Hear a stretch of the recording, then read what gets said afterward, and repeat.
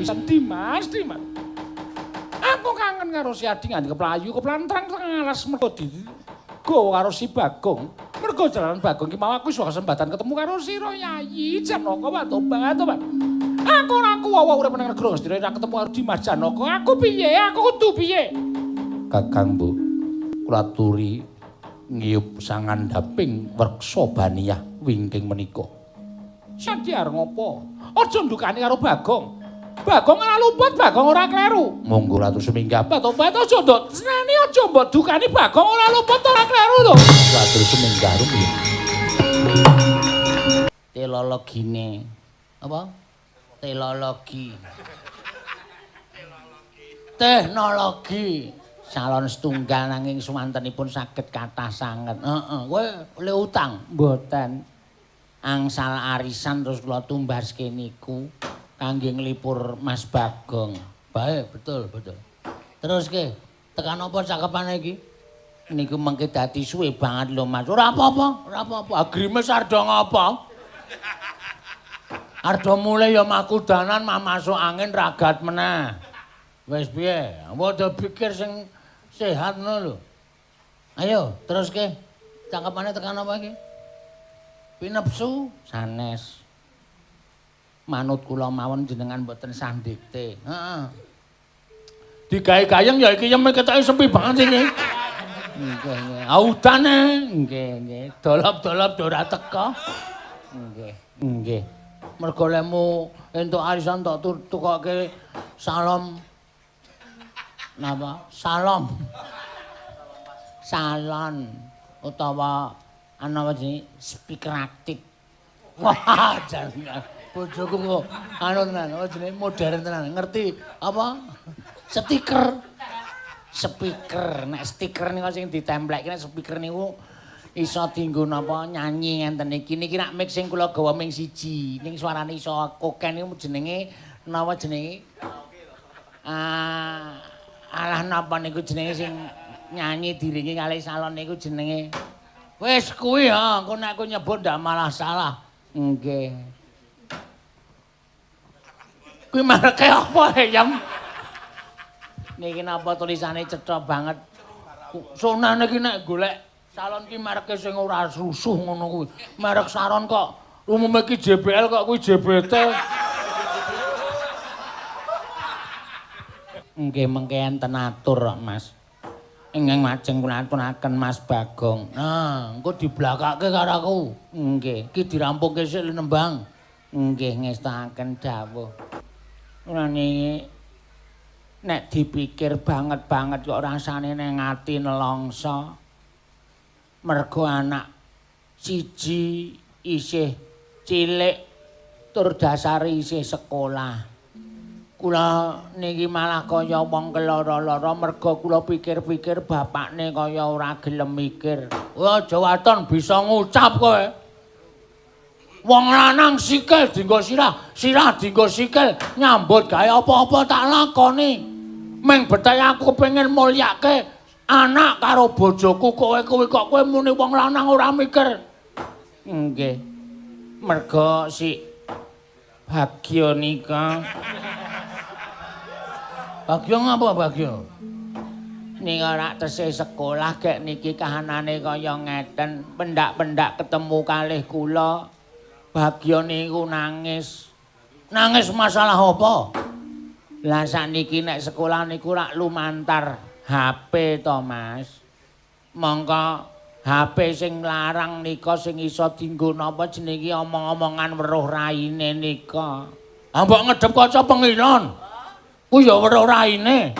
Ning rak raine dhewe, mboten raine sing dijak omong-omongan. Lah le mulang niku carane kaya ngoten niku. Monggo gek regane niku larang tur mesti kudu nganggo napa niku kuotang niku. Duculke nggonmu ngapa? Lone nek omongan karo wong ora paham niku bingung. Kuotang niku tuku niku terus mengke iso nyambung tereng napa jenenge iki? Sakernet niku no. Apa kuwi? Niku sing iso dienggo tekan rika-rika niku jenenge Intercom. Intercom kuwi kuno banget kuwi. Niku internet niku mongko tukune ya atusan ewu. Lah nuwun sewu nek peraturane kaya ngeten iki kula niku ya bingung bocah-bocah ra iso sekolah. Bocah-bocah ning omah ming dodolan mongko anggere mlebu sekolah sing sinau dudu bocahe sing sinau wong tuane. Merga bocahe ora dong. Ning nek kula semayani sik ya bapakmu irung nyambut gawe, mbokmu ya urung entuk dhuwit, sesuk nek wis entuk dhuwit, sesuk nek wis iso nyambut gawe tak tukokke apa sing tok karepake. Selak bubar, selak rampung. Aku ketinggalan pelajaran, aku ketinggalan mata kuliah. Nganten niku sih Bagya. Wah, kula susah, Mas. Niki pripun carane supaya uripe awake dhewe niku ora keraya ketoyong-toyong enten iki kebotan kebutuhane anak. Monggo kebutuhane anak niku jane ora kudu wonten niku merga saka peraturan negara sing pancen ya mbuh niki ajeng digawe pripun negarane kok wong sekolah kok malah ora ndang mlebu-mlebu. Wong sekolah kok ora entuk mlebu ning sekolahan ming liwat napa jenenge niku HP kali diwulang lumantar HP niku lho kula niku sak ora dong mbok ya niku sing dipentingke iki nggon perkara wong ngudi ngelmu niku mergi tumrap kula nggih Mas. Negara niku nek ora ana wong pinter nuwun sewu niku mesti bakale ya ora bukuh bakuh ora sentosa. Ana wong pinter nek tumindake ora bener ya wis ora eneng gunane. Ngoten. Mula kula nyuwun sampeyan niku biasane nek menyuarakan suara rakyat menika menggebu-gebu masyarakat mang bantu nek butuh napa-napa ning bareng kulawargane dhewe anak sampeyan ora iso sekolah merga ora duwe alate, ora duwe HP-ne, ora duwe kuotane kok sampeyan meneng mawon niku nuwun sewu. Nek ngoten niku sampeyan niku wong lanang sing ban cindhe ban silatan. Nek kula warga mang ban silatan nek wong liya mang ban cindhe. Kula ora trima nek ngoten niku kula protes, Mas. Kula protes. Nek anak sampean bodho pripun? Mongko anak niku sak tingkah polahe mesti nggawa jenenge wong tuwa. Bagya kae ora iso maca, ora iso nulis. Anake sapa? Anake Bagong. Wah, mokal wong bapakne ya buta huruf. Ora aneh nek anake ya koplo, anake ya petuk kaya ngono. Sing muni ngono sapa kuwi? Dereng wonten. Ming mbok menawa sesuk niku dirasani ngonten niku lho napa sampean mboten isin? Napa sampean mboten rumangsa wirang? Ngoten. Wong sampean niku ya cedhak kalih para Pandhawa, cedhak kalih Sinuwun Prabu Kresna, cedhak kalih Prabu Baladewa, cedhak karo Piyai Ngastina. Sampeyan niku biasane sok wani matur niki kanane pripun liyane dilarang mboten napa-napa ning mohon cah sekolah niku mbok ya iso sekolah sing murwat ora ketang nuwun sewu nganggo cara-cara sing aman ning sing baku bocah niki iso mlebu sekolah. Bagya niku nate crita kalih kula lho Mas. Enten kancane lanang wedok wong gunung jenenge Kuncung kalih Bawuk. Niku ya ora duwe HP, nganti disilihi karo tanggane. Monggo nek goleki sapa napa niku? Sanyal. Goleki apa? Sanyal. Niku lho sing iso marai tekan gone sinyal. Waduh. Nek goleki sanyal rasa ado-ado. Aku tak matur. Neng kudu kaya ngono kuwi kok sing tok kandhakake. Mengko ndak bocah-bocah do goblok merga kukuh bakuh sentosaning negara kuwi eneng pundhake nom-noman sing pancen pinter babagan ngelmu apa wae. Satemah negara iki kukuh kuat sentosa lahir lan batine. Alhamdulillah, Mas. Kula remen nek sampeyan ngersa paring dawuh kaya ngenten niku ati kula lega men Bagya niku ora goblok, Pak. Bagya niku wis awake ireng. Mripate bijil. Gobloke ra jamak-jamak. Dadosaken kaget raos sing manah kula. Wanci yageten tak kira nek memedi. Niki mboten panglih Ndara Banawati lho. Tobat. Bagong iya aku nyang prapta ning Bale Wismamu Bagong. Wala jagat Dewa Bathara. Ya jagat Pangestungkara. Apa? Mas sampean kok le mentol. Akon aku mlembure ming arep nemoni wong wedok sik ta. Ora sok gampang sujana. Matke iki sapa? Iki Ndara Banawati garwane Prabu Duryudana Prameswari negara Ngastina. Oh, kula iki nenek sinten nek ditanding-tandingke ya cetha kula kalah kula wis tuwa kaya meneng. Tapuk sisan. Ngaturke sembah. Gusti Ayu kula ngaturke sembah. Iya tak tampa kuwi bojomu Bagong. Nggih. Tobat kok ya gelem karo kowe. Nggih kula mbiyen dipeksa supaya gelem. Menenga wis kebaca to dadak diungkit-ungkit. Wonten apa? Bagong aku njaluk tulung-tulungana. Prap takon ning Bale Wismamu iki kok plantrang nggone mlayu saka negara Ngastina. Ngerti ya? Yen to sejatine nggonku mlayu iki mergo nggonku banget duwe rasa kapang lawan Nyai Arjuna. Wekasan aku nglimpe uwal saka Taman Negara Ngastina mengajab aku bakal ana ing Kasatian Madukara ketemu karo Dimas Janaka.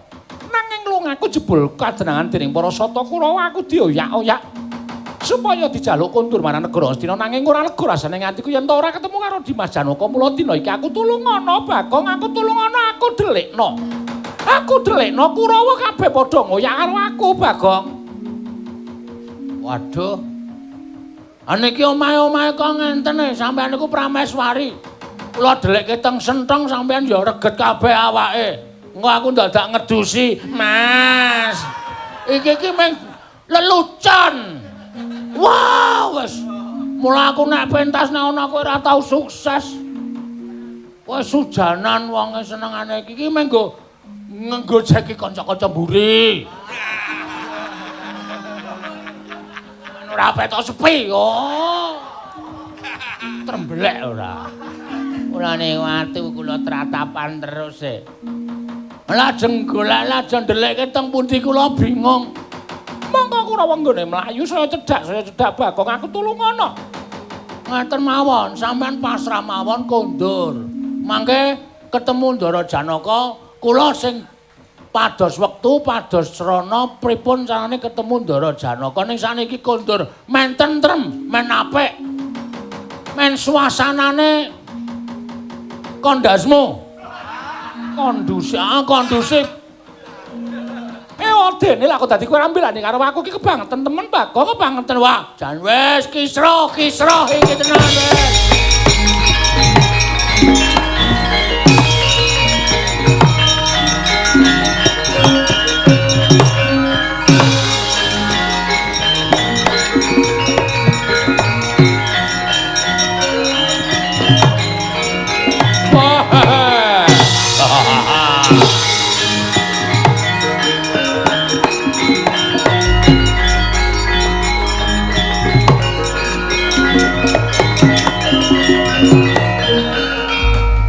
Tandya-pala Pandhawa mbiyuk gumulung mangung siring Sata Kurawa kambah unggih Srokatiti merut layut sagung praratu lah rak tenan ta Dur rak tenan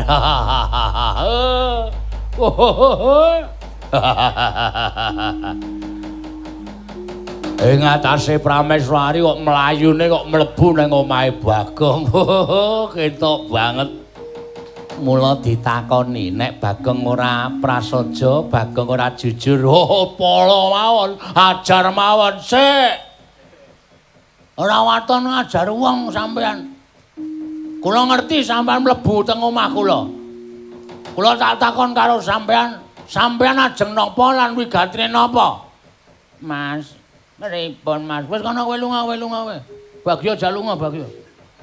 Jak ndelik iki cikriwikan dadi grojokan geguyon dadi tangisan mengke nek dados Pancakara rasa sumelang. Mati ya tak ikhlaske aku. Mbangane urip dimiskinke karo sapa-sapa. Wis tak akoni wis kono. Wis kono mulunga. Nggih, ning atos-atos rasa sumelang. Bagong aku tak takon karo kowe. Nggih, mang takon. Kowe ngerti Kanjeng Ratu Banowati mau tak sawang mlebu omah kene. Ka iki kowe ngaku apa ora? Kowe ndelikke Kanjeng Ratu Banowati. Oh, Bagong ora sandadak kowe. Kumbi ora sandadak kowe selak. Kowe ndelikke. Ayo, kowe ndelikke to. Ndok wenehke apa ora? Bakal boyong kundur marang negara Ngastina. Lah ora mbok wenehke. Apa kelakon mau tak obrak-abrik kowe tak ajar tak bonto tak lebokke pakunjaran. Wis. Nang ngono pancen wis dadi lakonku ah. Upama tak selak ana ya tanpa guna. Monggo aku dijaluki tulung. Wong aku ki nek iso nulungi ya tak tulungi. Gandeng aku ya pas ora sibuk. Aku ya pas nganggur ana sing njaluk tulung karo aku ya tak tulungi, ora masalah. Sampeyan nyuwun priksa Dewi Banowati? Iya. Sampeyan pengen ngerti pancen sing tak jaluk kuwi. Dewi Banowati teng pepungkuran. Neng mburi ngendi? Teng mburi omah kula. Lenggah teng mriko. Pasrah kali kula nek ana wong sing goleki panjenengane sapa wae kudu kula kon ngundurke. Lho kese. Iki sing goleki Kurawa. Kurawa ki kadang ngata Sinuwun Prabu Duryudana. Sinuwun Prabu Duryudana ki ya kuwi pertimbangane Dewi Banowati. Pertimbangan apa? Pertimbangan truk apa? Omong ora jelas garwane. Ah iya, sing tak karepe pancen kaya ngono. Tegese njaluk bali Dewi Banowati kuwi wis sak trepe, Wis ora iso. Gandeng Banowati ki njaluk tulung karo aku ya wajib nulungi Dewi Banowati. Bagong, Nun. Yen kowe ora gelem menehke Kakang Mbok Ayu Banowati kowe tegese wani karo Dursasana. Wani karo Kurawa. Nyuwun pangapunten. Nek kepeksane sampeyan nantang kalih kula wong kula niku jenise wong ora tau wedi karo sapa-sapa. Kula niku wong ora wedi karo wong. Ngoten mawon. Waton dasar kula siji, bener. Benermu nggo nendi? Bener kula merga ana wong njaluk tulung karo Bagong wajib tak tulungi. Dasare wong niku wong wedok. Ngoten. Wong sing ringkeh. Wong wedok niku wong sing ringkeh, wong sing wajib ditulungi. Kuwi iki Prameswari Ngastina. Ora usah kokean omong, aku males aku wisan. Ki karepe piye? Piye, Dur? Pun candak mawon. Bagong dicekel mawon diajar. Yen perlu lebokke pakunjaran, yen perlu dipateni. Yen ana tantrimaning Pandhawa, Pandhawa mboten ajeng melu-melu wong ngerti Bagong niku luput pakartine. Wah, ajeng melu-melu yen pancen kaya ngono, ta. Kurawa ingkang bakal nyekel karo kowe. Nuwun sewu nek paripaksa kula wantun lho nek ana pate.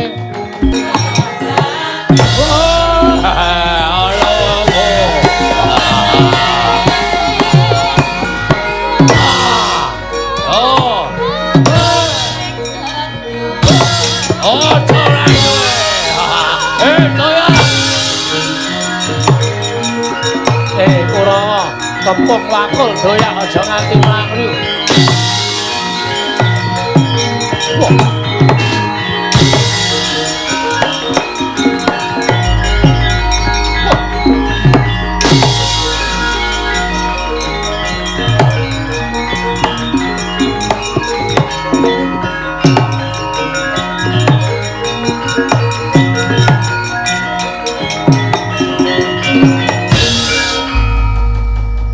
Bagong, Mbak Toba to, Pak.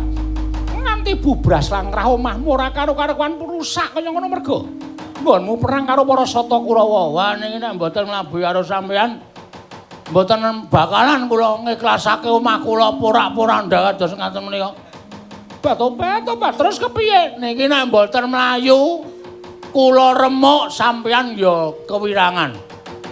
Kula ajur dicekel Kurawa, dibondo Kurawa, kurang-kurang bejane kula ngerti watake Kurawa mesti diajar kula yakin. Sampeyan ya kewirangan merga sampeyan konangan apa sediane merga mlayu saka negara Ngastina. Tobat, terus piye Bagong Awi mlayu kalih kula. Metu ngendi kula mangetutke laku kula. Mangetutke playu kula niku dalan sing kulina kula nggih maling. Tobat. Sing penting ora konangan pun mlajar mawon Tobat ayo mlayu wae Bagong.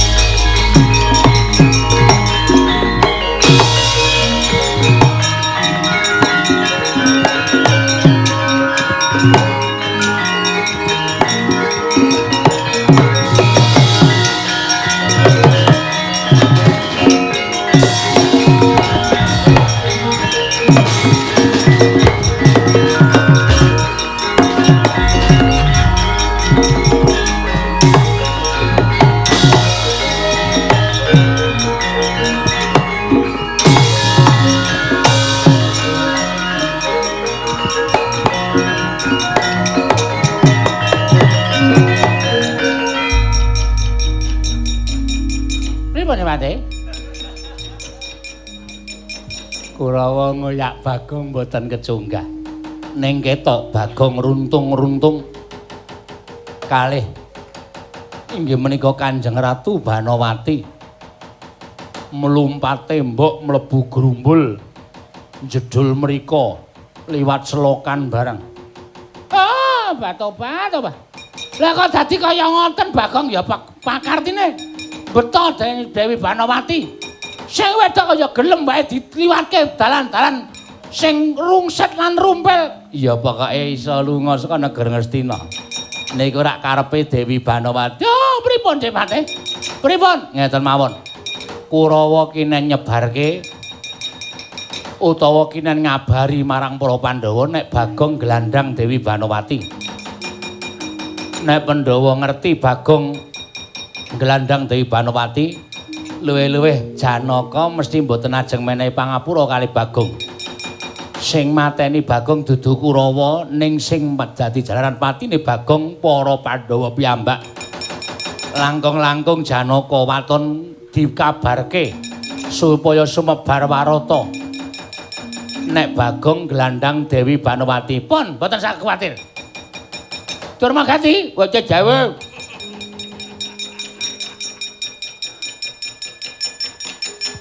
Kowe duwe fotone Bagong karo Banowati. Wae pas cacak-cacakan karo Kang Desa wau pun kula foto. Disepiralke. Disepiralke.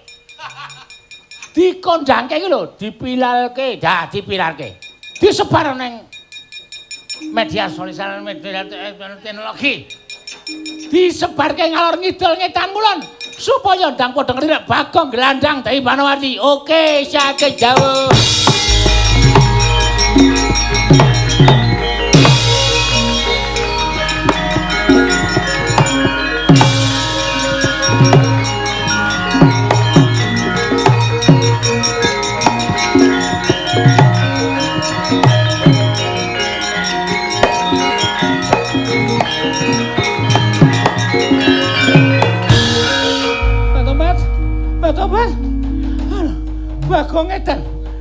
Bagong edan ling nggeret aku sampe naik dhewe.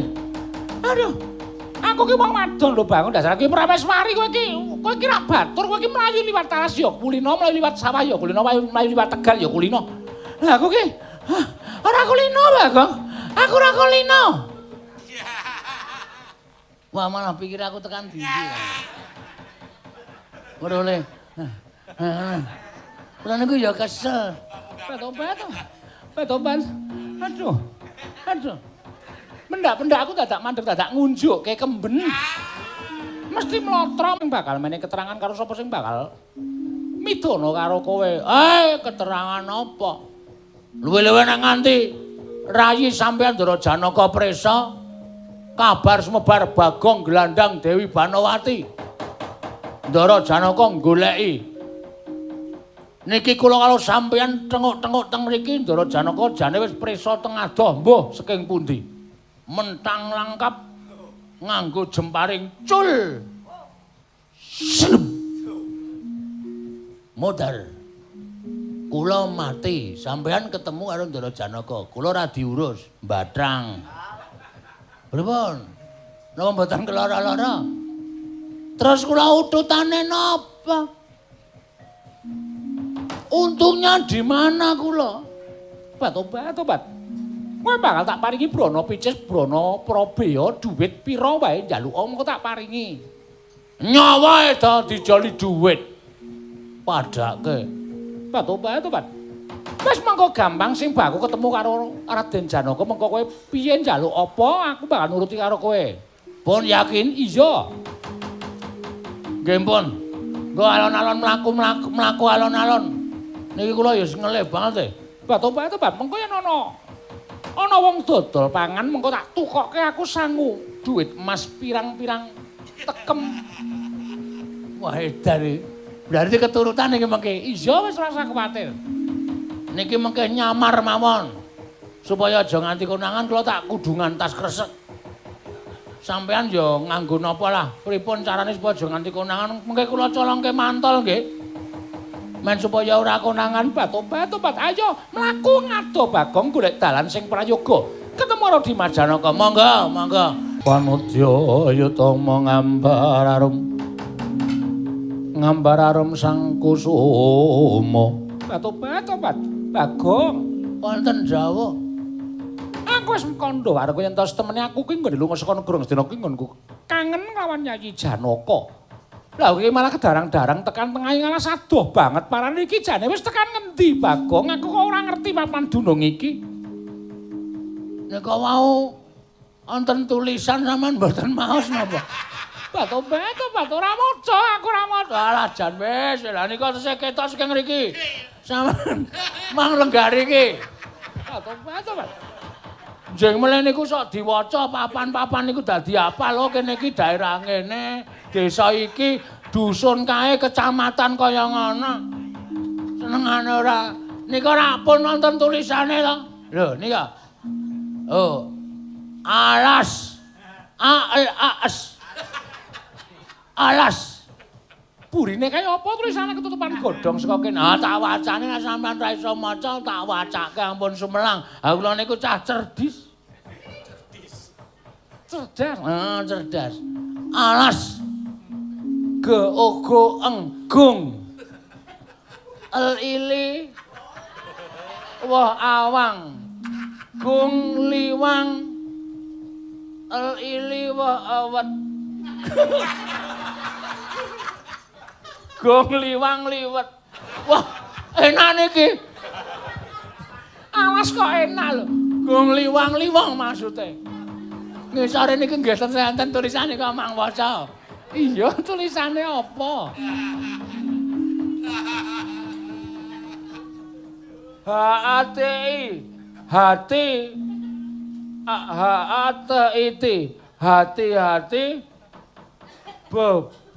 B-A-N-Y aek nyemek ngawur banyak keeke rere banyak alas kok banyak kere keeke wah awan kewan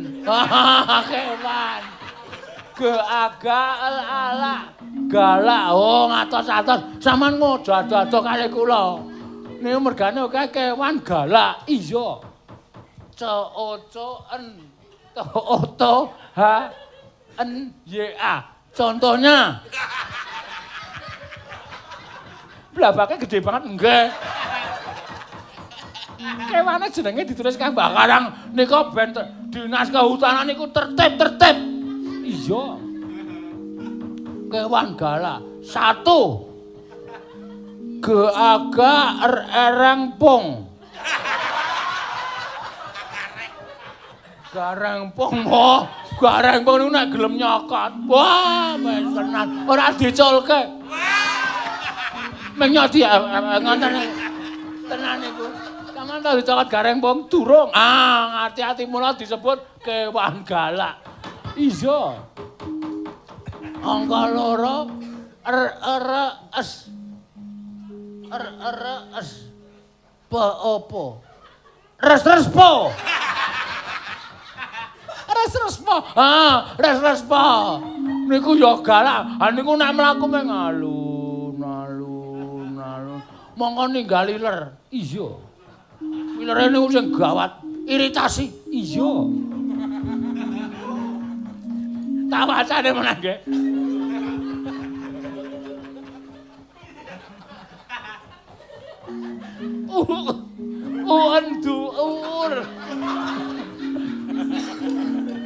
Andur. Kuwi apa? Undur. Niku termasuk galak. Niku nek nganti ngunduri. Tenan. Sing terakhir niku sing kewan galak terakhir. Apa wacane? JIJ NG ke AKNG. Wah. Jengkeng. Jengkeng. Masa kewan kok ngene nggih? Iya, lha nyakat piye? Lah iya. Niki tengan iki alas wewengkon ngendi? Ana apa tulisane? Mboten wonten ning kula gaweke dhewe niki. Bangane stres iya.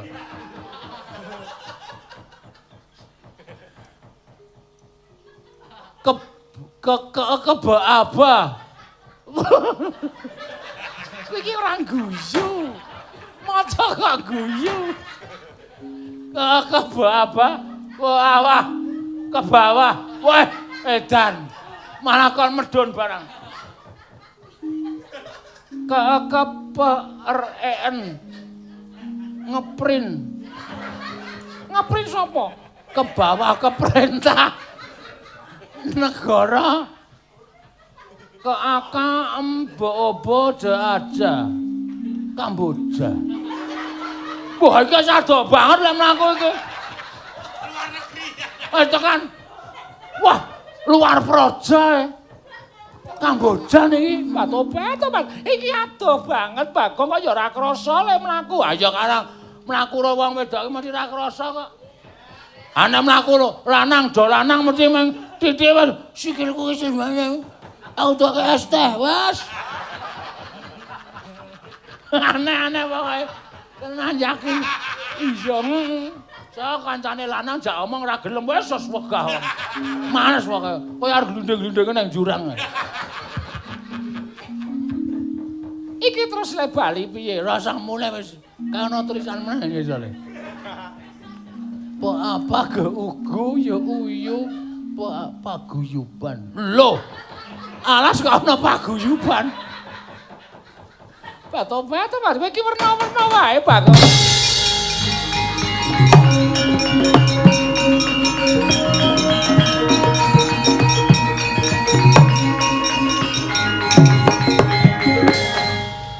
Tulisane apa meneh?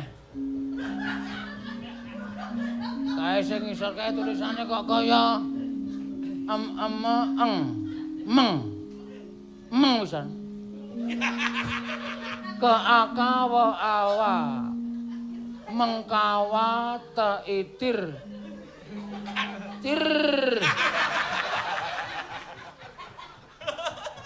mengkatir Kliwat.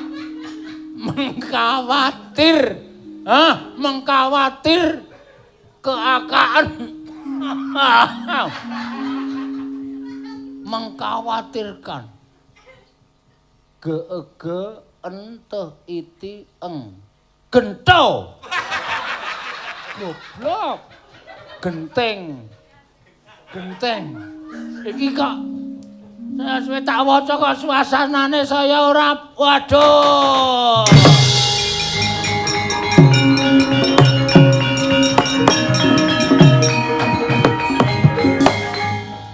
Apa Bagong? Lah kok dadi raimu terus suntrut, raimu terus pucet, kowe kena ngapa ora usah wedi, napa aku sing tanggung jawab. Baba. Ya ayah. Bahaya. Lah mergane apa?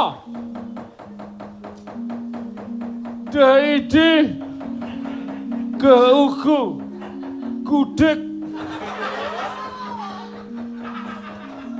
Wah, jan klerak-kleru iki aku wis. Wis keweden kaya ngene.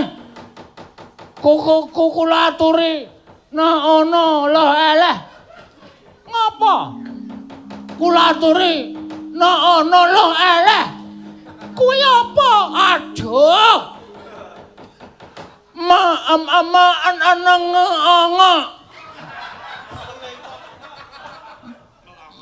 Menenganga. Tobat karepmu piye? Mengo megol. Aduh. Mengo. Tobat Mas Janaka.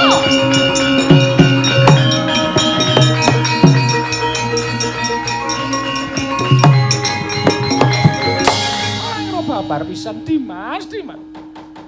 Aku kangen karo si Adi nganti keplayu keplantrang teng alas mergo digawa karo si Bagong. Mergo jalanan Bagong ki mau aku iso kesempatan ketemu karo si Yayi Janaka. Tobat. Aku ora kuwawa urip nang negara Ngastina ora ketemu karo Dimas Janaka. Aku piye? Aku kudu piye? Kakang Bu, kula aturi ngiyup sangandhaping werksa baniyah wingking menika. Si Adi arep ngopo? Aja ndukani karo Bagong. Bagong ora luput, Bagong ora kleru. Monggo kula atur seminggah. Tobat aja nduk seneni aja mbok dukani Bagong ora luput ora kleru lho. Kula atur seminggah rumiyin.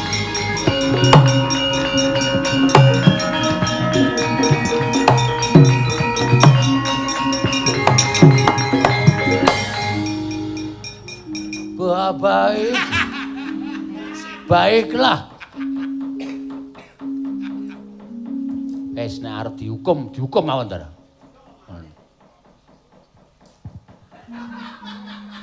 Wah, iki wis konsentrasiku bubar iki anggere sik kocluk teko iki.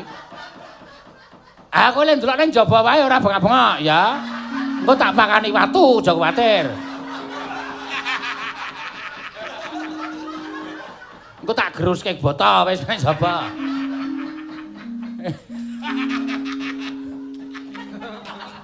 Bagong. Lho wonten dawuh. Ala rupamu pakartimu sak ngisoring dlamakan. Ora ngira babar pisan yen to kowe mentala, kowe wani glandang kelawan Kakang Mbok Ayu Banowati. Mula wis ora ana paukuman ingkang pantes kanggo kowe kejaba mung kowe kudu nampa ukupane Janaka. Kula niku mboten napa-napa, sumpah. Niku critane ngenten iki nggih, Gus. Critane ngaten. Kula niku lagi tengok-tengok omah dumadakan Ndara Banowati niku teka. Terus nyuwun tulung kalih kula supaya kula niku mbantu Ndara Banowati merga Ndara Banowati niku duwe rasa kapang kalih panjenengan. Tak rewangi tekan kene niku merga kula mung kepengin nuruti Ndara Banowati iso ketemu karo sampean. Kula niku ora ndek niat ngapa-ngapa. Mokal kelakone. Kowe wong lanang Banowati wong wadon mbok glandang ning tengahing alas kuwi arep tumindak culika karo Kakang Mbok Ayu Banowati. Kula yakin sumpah ora piye-piye. Ora sandadak kakean gunem sing tanpa guna. Aja. Kula ora ngapa-ngapa. Asli.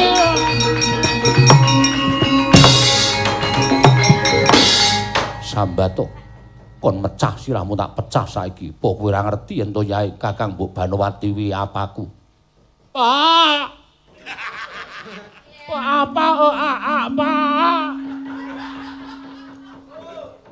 Wah, mbok kan lungas aku darah iku pikiranku bundel kok. Pak Bagong aku ora iso piye-piye tole, kowe salah. Kowe luput. Kowe kleru. Aku ki ora ndek niat kleru, Pak. Nek dianggep kleru ya kleru ning aku niatku ora kepengin tumindak kaya ngene. Reng. Ngapa? Ora sudi nulungi karo kowe. Wong luput, wong kleru kok njaluk pambiyantune kakangmu wis ngorek-orek raine wong tuwa ora bakal ilang selawase urip. Ayo, omong. Aku suruh emoh ngewangi karo kowe. Aku mau bantu karo kowe. Ayo, saiki kowe arep kepiye Bagong? Kula mboten napa-napa, nyenggol Dewi Banowati men mboten. Napa malih kula wani duwe niat tumindak sing ora becik. Yakin sumpah mbok wani di bumi langit tangkep nek kula duwe niat elek karo Ndara Banowati mboten. Oh. Alah.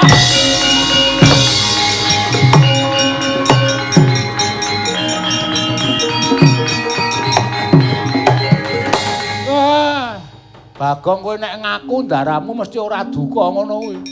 Gong kowe nek ngaku malah ndaramu ora duka. Le kowe iki nek ngaku apa anane malah ora duka ngono kuwi. Ngaku-ngaku ora apa-apa, kok ngaku ambek lu wong minggat legane. Oh